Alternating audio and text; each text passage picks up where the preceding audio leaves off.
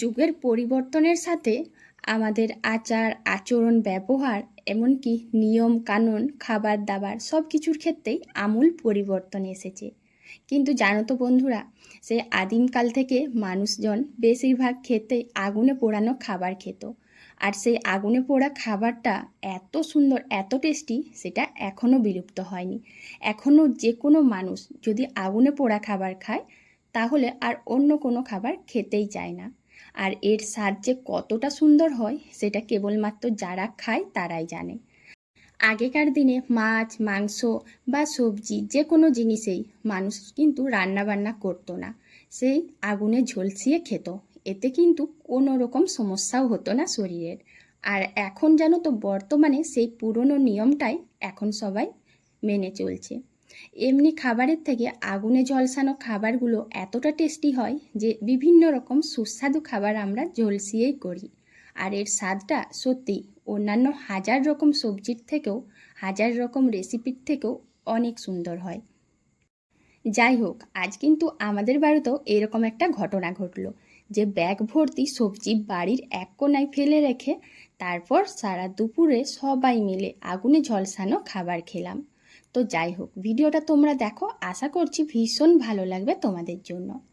তো প্রিয় বন্ধুরা, অনেকক্ষণ ধরে বকবক করলাম, আর এদিকে দেখো সকালবেলায় সংসারের কাজ করে নিয়েছি, তারপর স্নান করে সোজা চলে এসেছি রান্নাঘরে। আর অন্যদিন যেমন সংসারের আশি বাসি সব কাজ তোমাদের সাথে শেয়ার করি, তো তাই ভাবলাম আজকে একদম স্নান করার পর থেকেই তোমাদের সাথে ভিডিওটা শেয়ার করি। তো দেখো, ওদিকে ভাত বসিয়েছি আর এদিকে গ্যাসের ডাল। আর জানো তো, সব কাঠ ভিজে গেছে, আর সেই জন্যই ভাবছি আজকে গ্যাসেই করি। আর এদিকে এক ব্যাগ ভর্তি সবজি আনা হয়েছিল, তো কিছু সবজি গুছিয়ে রেখেও দিয়েছি, আলু পেঁয়াজ আর কিছু সবজি ব্যাগের মধ্যে আছে।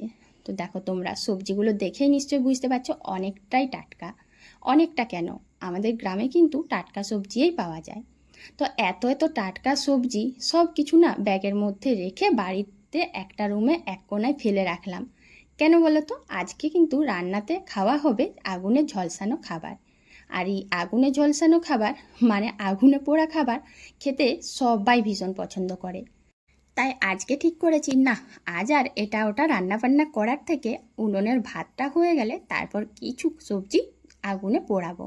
অনেক দিন হলো ভাবছি যে কিছু কিছু জিনিস না আগুনে পুড়িয়েই খাবো। আর যেন মাঝে মাঝে আমরা এরকমই করি, যে এটা ওটা বানানোর থেকে একটুখানি আগুনে পুড়িয়ে সেই সবজিটা যদি খাওয়া হয়, কি অসাধারণ লাগে।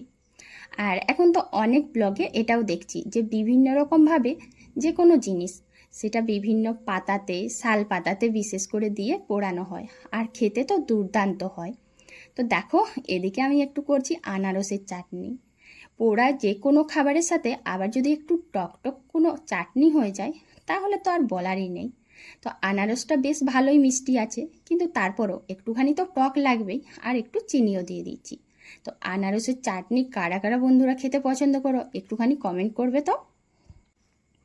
আনারসের চাটনি করেছি আর একটা মিক্সড ভেজ সবজি করেছি, কারণ শুধু আলু পোড়া দিয়ে তো আর বাবা মা খাবেন না, কারণ ওনাদের সুগার। আর আমরা তিনজন খাবো আলু পোড়া দিয়ে। তো আলুটাকে পুড়তে দিয়েছি, আর এদিকে জানো তো একটুখানি দেরি হয়েছে, তাই আগুনটাও নিভে গেছে। তো ভাবছি যে আলুগুলো পুড়বে কিনা। সত্যি বলতে আলুগুলো পুড়বে কিনা এটা ভেবে না মনটা ভীষণ প্রথমে খারাপ লাগছিল, যে পুড়বে কিনা। আর এতদিন পরে যখন ভাবছি যে আলু পোড়া খাবো। আর জানো তো বন্ধুরা, এই আলু পোড়ার স্বাদটা এমনই, যে কোনো জিনিসেই পুড়িয়ে খাও না কেন দেখবে 10 রকম তরকারির থেকেও এটার স্বাদ অসাধারণ। এটার স্বাদ হয়তো ওই 10টা তরকারির থেকেও বা মাংসর ঝোলের থেকেও অনেকটাই বেশি সুন্দর, অনেকটাই বেশি সুস্বাদু। হ্যাঁ, তোমরা যারা ভিডিওটা দেখছো হয়তো ভাববে যে আমি কি এরকম কেন বলছি।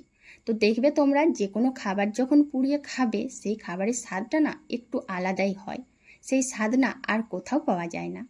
তো মনের আনন্দ নিয়ে কয়েকটা আলু কিন্তু আমি ছাড়িয়ে নিয়েছি, আর কয়েকটা আলু জানো তো আমার ছেলে ছাড়িয়ে নিয়েছে খোসা, তাই আমি সব আলুগুলো তোমাদের সাথে শেয়ার করতে পারলাম না।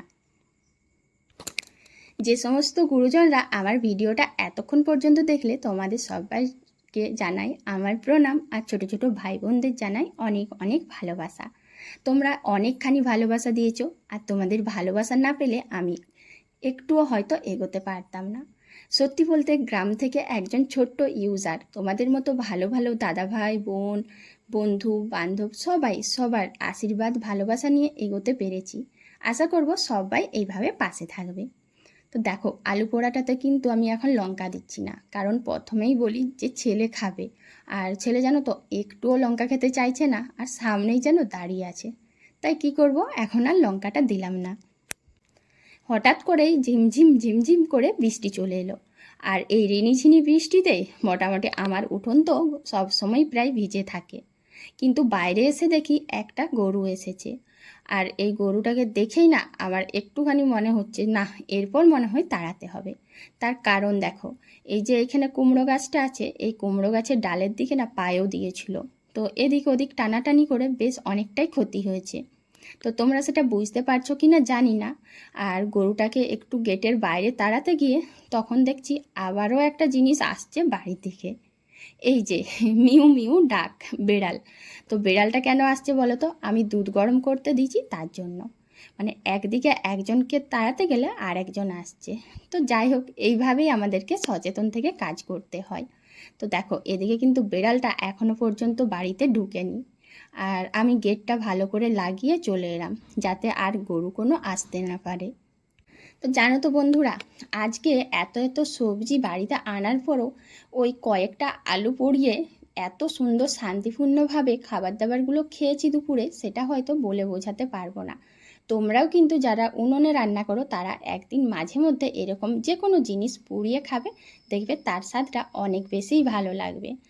যুগের সাথে সাথে আমরা যত এগিয়ে যাই কেন না, কিন্তু সেই পূর্ব প্রাচীন যুগের সব রীতিনীতি নিয়মকানুন সবই কিন্তু আমাদের জীবনে ফিরে আসছে। আমরা যতই নানান রকম রেসিপি বানিয়ে খাই না কেন, সেই পুরনো আগুনে ঝলসানো খাবার সেই স্বাদ আর কোথাও পাওয়া যাবে না, কোনো রেসিপির মধ্যেই পাওয়া যাবে না। তো আগুনে ঝলসানো খাবার খেয়ে আজকে বেশ ভালোই মনটা শান্তি হয়েছে, যে অনেক দিন পর একটুখানি আমার নিজের ইচ্ছেটা পূরণ করলাম। আর এদিকে দেখো ছেলে কিন্তু সন্ধ্যের থেকে বসে গেছে ড্রয়িং করতে, কারণ তাকে স্যার কাজ দিয়েছে এই ড্রয়িংটা করে আনতে।